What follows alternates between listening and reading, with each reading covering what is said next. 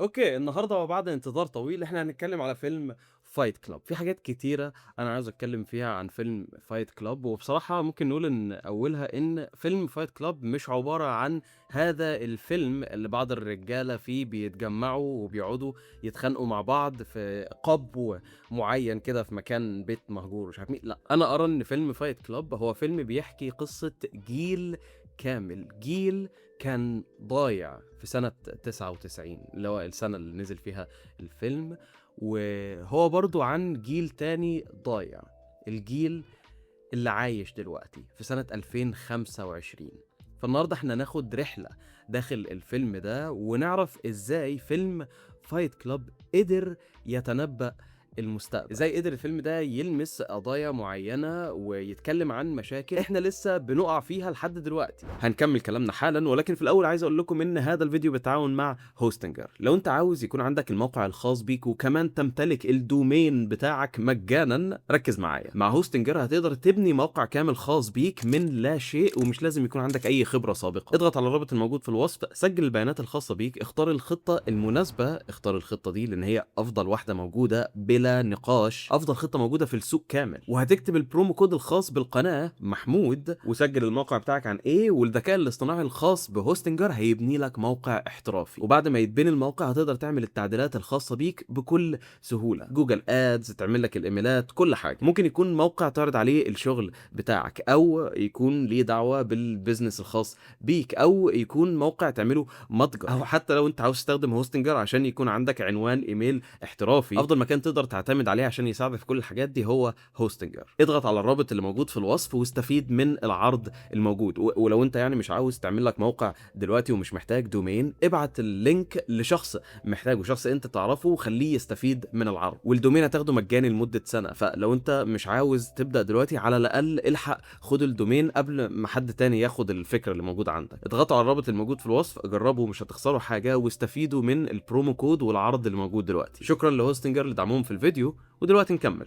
الاستهلاك المفرط الى السوشيال ميديا، الى القلق والضغط النفسي اللي موجود عند الرجال. الفيلم ده هو فيلم نادر لانه بيتكلم عن مشكلة موجودة عند الرجالة مفيش حد بيتكلم فيها، سواء كان في الادب او في السينما. وخلينا نبدا من الموضوع ده لان اعتقد ان ده اهم موضوع بالنسبه لي الفيلم ده بيناقشه، وهو الضغط النفسي الراجل العادي بيواجهه، الاحساس بالفراغ في حياته مهما كان المكان اللي انت عايش فيه. انت كراجل لما بتتولد يعني بيكون محطوط عليك بعض من التوقعات. ايوه، ان انت تتولد كراجل في بعض الاماكن في العالم حياتك بتكون اسهل يعني عامه من حياه الجنس الاخر. ولو انت بتتولد كرجل بلون بشره معين في مكان معين ممكن يكون عندك افضليات، بس مش دي الحاجه اللي احنا بنتكلم عليها نهائي. وده الذكاء بتاع الفيلم ده بيتكلم على المشاكل اللي الراجل العادي اللي تقريبا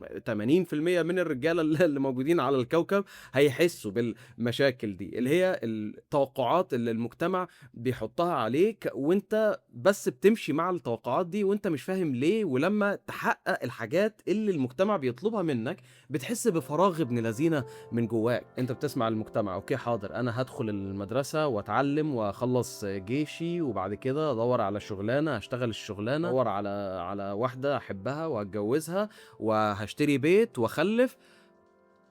وبعدين في مراحل كتير في الدوامة بتاعت الحياة دي الرجل العادي ما بيحسش ان هو بيعمل الحاجات دي عشان هو عاوزها، بل بيعملها عشان ده المفروض يعمله. ففي الاخر بيحس بشعور فراغ ابن لذينه، يا اما كده يا اما بيفضل حاسس بالشعور بتاع التوهان ده، وده مفيش اسوأ منه. ولو هنتكلم بقى في نص الطريق ده، انا شايف ان من اكتر الحاجات اللي تخاف منها هو الشاب اللي تايه، الشاب اللي مش لاقي قدوة. مرة تانية افكركم الفيلم ده نزل سنة 99 والكتاب تقريبا كان نازل قبله بسنة او سنتين، فما كانش فيه ولا انستجرام ولا تيك توك ولا سوشيال ميديا ولا اي حاجة. والفيلم برضو توقع الظاهرة اللي احنا هنتكلم عليها كمان شوية. لما انت بتكون تايه في الحياة دي، الفلوس اللي معاك مش كتيرة، او حتى انت مش عارف تعمل اي فلوس، بتبص حواليك بتلاقي اعلانات في كل حتة، بتفتح السوشيال ميديا بتشوف ناس عايشين اسلوب حياة غريب جدا ويعني فارح بشكل مش طبيعي. انت من جواك شخصيتك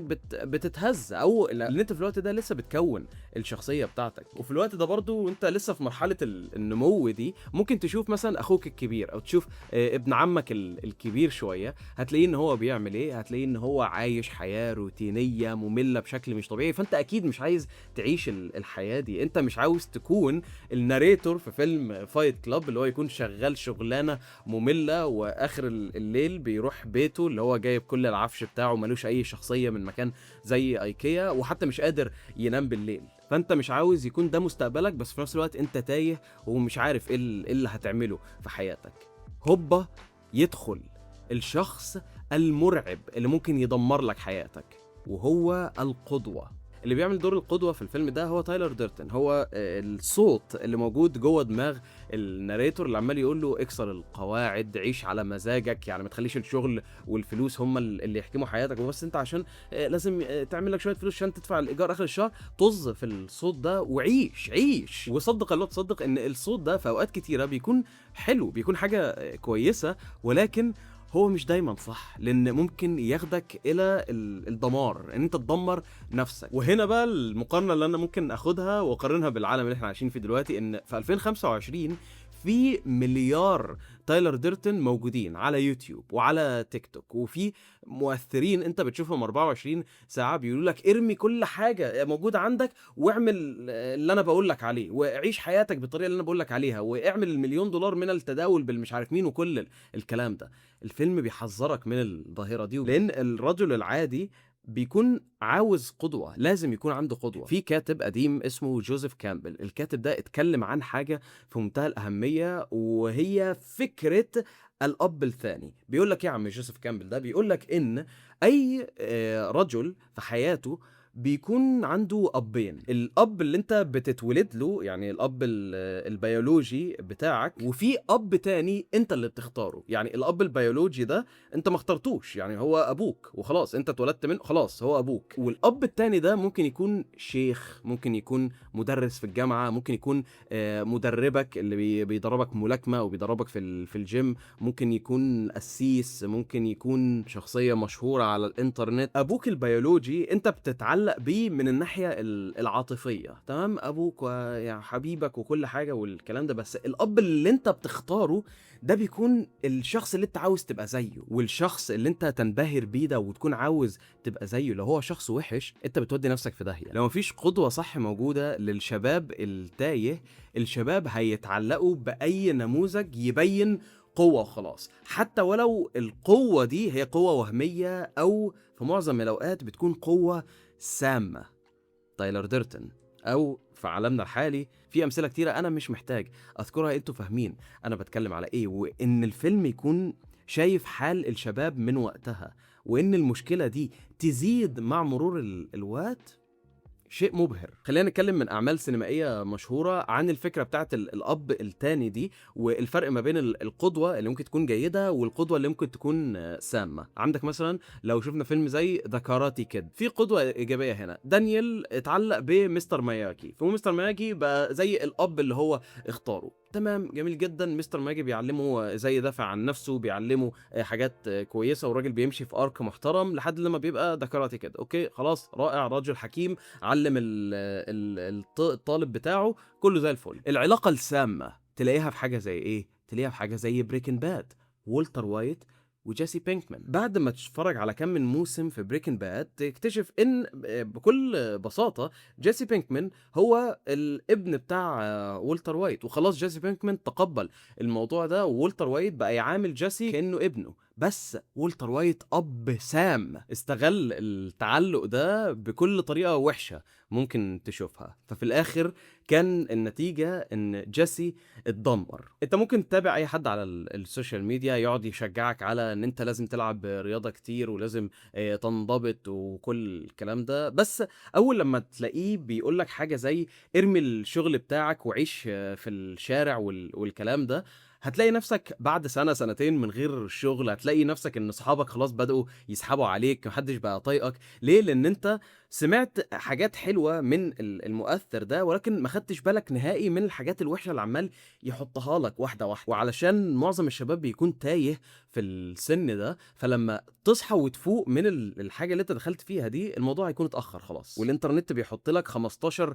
نموذج يتعرض قدامك مرة واحدة، وتعرف انت تتعلق بأي حد وتشوفه على انه قدوة بسهولة. فأنا شايف ان دلوقتي لو انت ما بين سن ال 16 إلى ال 26، في العشر سنين دول انت الناريتور، انت دور شخصية ادوارد نورتون في فيلم فايت كلاب. هل انت هتسمع كلام تايلر ديرتون ولا هتلوك ان وفعلا هتعمل اللي عليه؟ لو تايلر ديرتون كان عايش في سنة 2025، كان هيبقى عنده قناة على اليوتيوب، وكان هيبقى عنده اكونت على تيك توك، وكان هيقعد بقى يبيع كورسات. يلا تعالى عشان نكسر الماتريكس مع بعضينا. ذا ماتريكس وفايت كلاب فيلمين نزلوا في التسعينات تقريبا، نزلوا في نفس السنة، والفيلمين دول انا شايف ان هو من اكثر الافلام مش بس تأثيرا، بل احنا شايفين الحاجة او فهمنا الحاجة اللي صناع الافلام دول كانوا بيحاولوا يقولوها دلوقتي حالا. الفراغ الداخلي الشخصيات بتاعت فايت كلاب كانت بتحس بيه، وكان كتير من الناس اللي راحوا وانضموا الى الفايت كلاب بتاع تايلر ديرتون، الفراغ ده هو اتحول دلوقتي بقى فراغ رقمي. عامة هو فراغ بس موجود اونلاين، فالناس مستعدة ان هي تروح وتبقى جيوش ومودز بقى وادمنز عند ناس معينين بس عشان يكونوا جزء من شيء. والرعب يكون في الشخص ذات نفسه اللي هم بينجرفوا ناحيته، لان طول ما انت تايه في حياتك سهل ان اي حد ياكل بعقلك حلاوة ويروح بقى ويدخلك في حوارات انت هتخسر كتير منها. زي ما الناس اللي تجمعوا حوالين تايلر ديرتون، ايوه في البدايه هم كانوا مستمتعين ان يا اخيرا اخيرا مكان امن للرجاله عشان نبقى رجاله براحتنا بدون اي احكام من المجتمع، قدام الموضوع قلب بحاجة شمال نهائي. ونفس الشيء بيحصل إلى يومنا هذا. وبس أصدقائي، دي كانت دردشة موجودة عندي الفيلم فايت كلاب، من أكتر الأفلام اللي أنا بحبها من العبقري ديفيد فينشر. ف... فايوه لو عجبكم النوع ده من الفيديوهات وعايزين منه اكتر، وعرفوني ايه الفيلم اللي انتوا عاوزين نعمل عنه زي ايه، زي دراسة في ان ازاي نقدر نتعلم حاجات من القصة بتاعت الفيلم دي، ايه الحاجة بالظبط الفيلم دي كان بيحاول يقولها وهكذا. شكرا على متابعتكم. اتاكدوا انتم مشتركين في قناة من غير مونتاج عشان اول ما ينزل فيديو جديد يوصلكم على طول. انا محمود اسماعيل، اشوفكم ان شاء الله في الفيديو الجاي. سلام.